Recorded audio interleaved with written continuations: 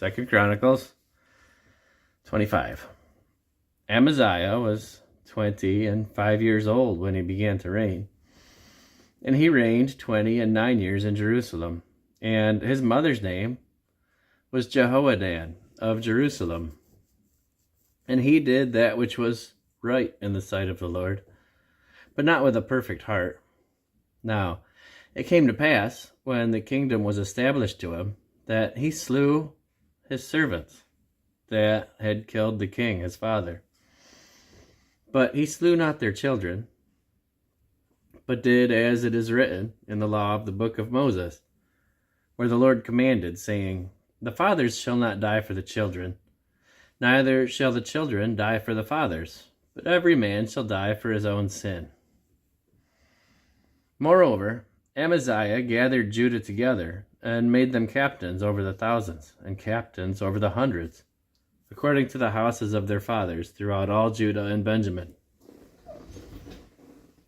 And he numbered them from 20 years old and above, and found them 300,000 choice men able to go forth to war, that could handle spear and shield.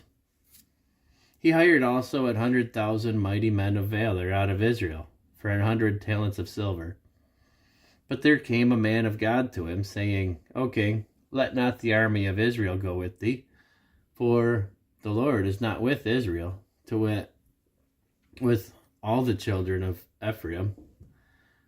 But if thou wilt go, do it. Be strong for the battle. God shall make thee fall before the enemy. But if thou wilt go, do it. Be strong for the battle.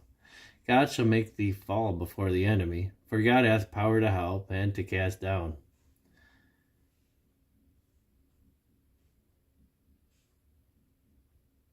And Amaziah said to the man of God, But what shall we do for the 100 talents which I have given to the army of Israel?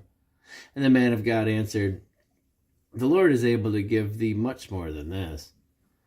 Then Amaziah separated them, to wit, the army which was come to him from Ephraim, to go home again. Wherefore their anger was greatly kindled against Judah, and they returned home in great anger. And Amaziah strengthened himself, and led forth his people, and went to the valley of Salt, and smote of the children of Seir 10,000. And other 10,000 left alive did the children of Judah carry away captive, and brought them unto the top of the rock, and cast them down from the top of the rock, that they all were broken in pieces. But the soldiers of the army which Amaziah sent back, that they should not go with him to battle, fell upon the cities of Judah, from Samaria even unto Beth-horon, and smote 3,000 of them, and took much spoil. Now it came to pass that after Amaziah was come from the slaughter of the Edomites, he brought the gods of the children of Seir, and set them up to be his gods, and bowed down himself before them, and burned incense unto them. Wherefore the anger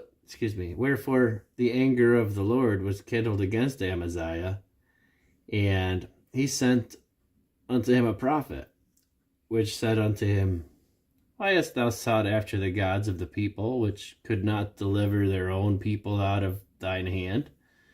And it came to pass, as he talked with him, that the king said unto him, Art thou made for the king's counsel? Forbear. Why shouldest thou be smitten?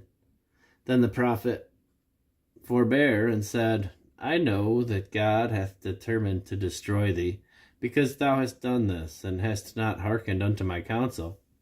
Then Amaziah, king of Judah, took advice, and sent to Joash, the son of Jehoahaz, the son of Jehu, king of Israel, saying, Come, let us see one another in the face. And Joash, king of Israel, sent to Amaziah, king of Judah, saying, The thistle that was in Lebanon sent to the cedar that was in Lebanon, saying, Give thy daughter to my son to wife.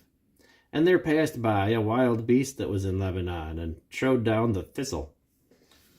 Thou sayest, Lo, thou hast smitten the Edomites, and thine heart lifteth thee up to boast. Abide now at home. Why shouldest thou meddle to thine hurt, that thou shouldest fall, even thou, and Judah with thee?